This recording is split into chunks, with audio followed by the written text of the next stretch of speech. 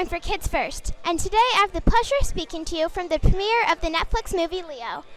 This film stars some incredible talent, including Adam Sandler, Bill Burr, Allison Strong, Robert Smigel, and Robert Marianetti, David Watchman, Coulter, Ibanez, Gloria Manning, Skelton, and more. Let's go talk with them. Hey, Allison. What's up? Hi. Nice to talk to you. Nice to talk to you too, kid. I love how Leo is old and wise, yet seems to have a very youthful spirit. How did you bring both elements to his character? It's a very good question. I appreciate that.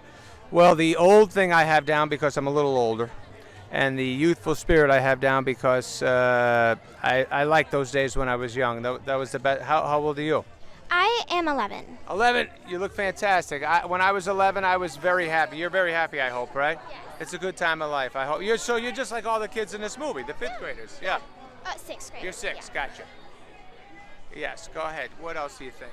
Leo provides the fifth graders with some interesting wisdom. Yes. How did you decide what he would share?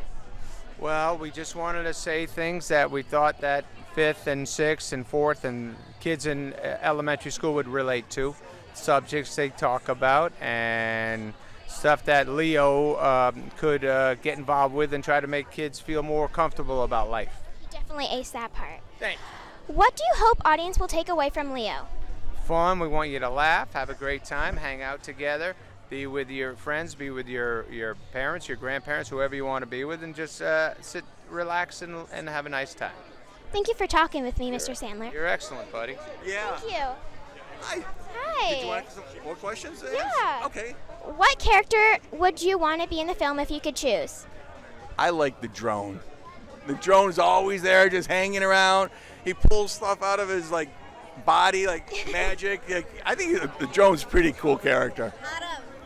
As the director of this film, what do you hope audiences will take away?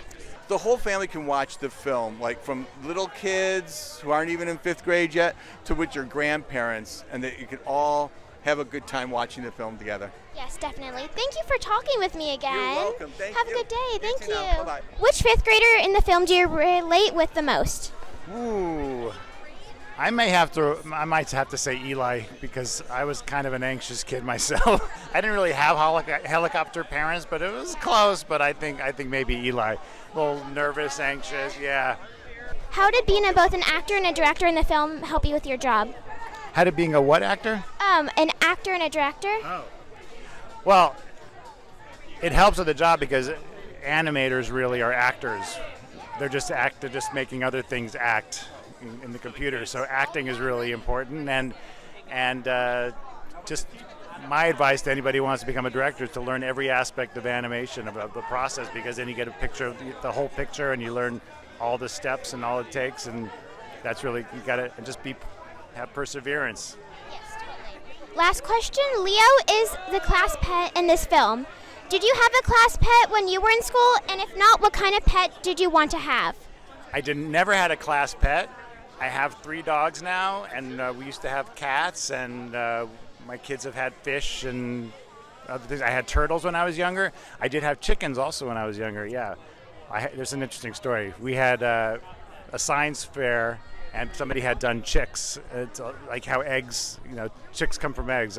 And they had these chicks that they were giving away at the end of the fair. So I got my dad to convince to be able to take 2 home. And we had 2 little chicks, and they grew up to a hen and a rooster. And my dad made a coop for them, and I used to let them out, and I'd chase them around the yard, and I'd catch them. And one day I accidentally stepped on one of their feet, and I scraped made a little boo-boo on one of the chickens' feet. And then one day my dad said, we have to get rid of them because the rooster is crowing at 5 o'clock in the morning. He's waking up the whole neighborhood, so we had to get rid of them. And then I went to the butcher shop one day with my mom, and I could have sworn I saw one of the chickens in there with a mark on its foot that looked like the one that I stepped on. So I don't know. Maybe my parents sold it to the butcher shop. I don't know. May I ask what your dogs' names are? Yes, we have a German Shepherd named Scarlet, we have an Australian Shepherd named Chance, and a Border Collie named Forrest. Beautiful. Thank you for talking with me. Thank you so much. Good to see you again. Good to see you. Oh, I'm Paul Sato, and I'm a writer on the movie. Okay. Which fifth grader in the film do you relate to the most? Which fifth grade? I got to tell you, I relate to Leo the most because I'm so old.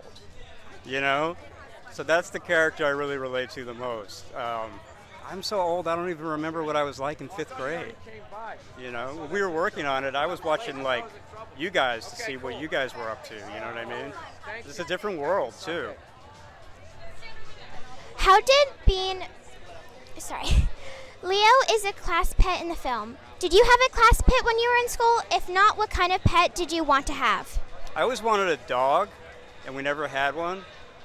And now I have a cat, who I love. So my next movie is going to be about a cat. Squirtle is a funny, sarcastic turtle that loves to joke. How did you get in the zone to play him? How did I get in the zone to play with him? Robert Smigel was.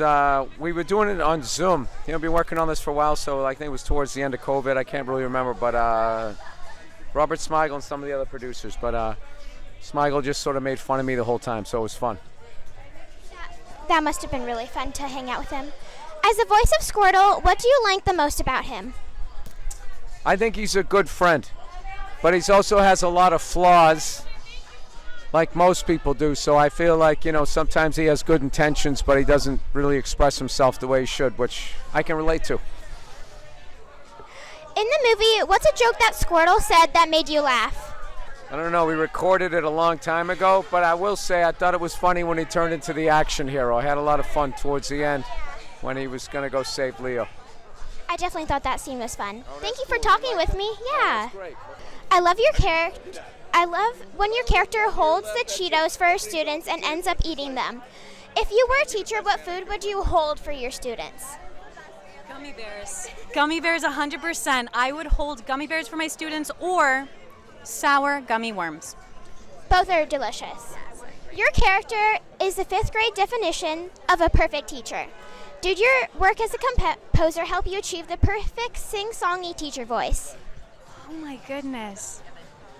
I would hope so. I would hope so.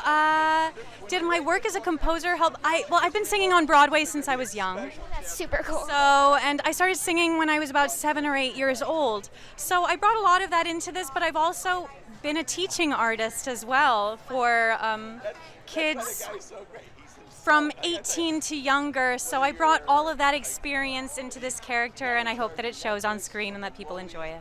That is so amazing. Thank you for talking with me. Your character of Zane as a 5th grader is so believable. What grade are you in currently, and how did you channel being a 5th grader? Well, currently I'm in 8th grade, but when I was filming it, I was in 5th grade, so it kind of helps with that kind of sense. But yeah, 5th grade was a great year, and yeah, it really embraces what it was like for me in 5th grade. If you could be any character other than your character, who would you be? Probably the turtle. Why?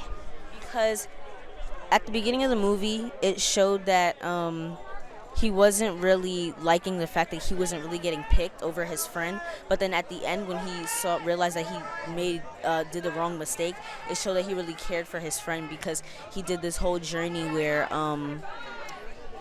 he had to go and rescue Leo. So it shows that he really cared for his friend.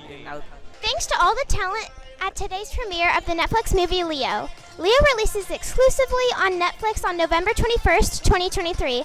I'm Madeleine reporting for Kids First. Be sure to like and subscribe to our channel to stay informed about upcoming films. Thank you. Bye.